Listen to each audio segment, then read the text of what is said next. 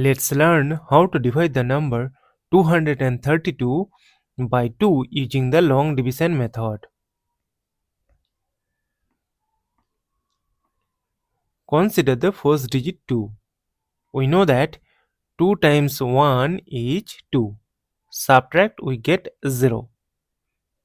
As 0 is less than 2, that is why we will bring down this adjacent 3 here. Now see that this is the number 3. So we will remove this 0. And we know that 2 times 1 is 2. Subtract this 2 from 3, we get 1. Now again this 1 is less than 2. That is why we will bring down the last number 2 here. And we know that 2 times 6 is equal to 12. Subtract, we get a 0. As we get the remainder 0, so we will stop.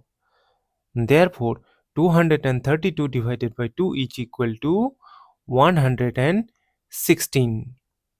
And this is our final answer. Thank you for watching. Please like, share and comment on the video. Also do subscribe the channel.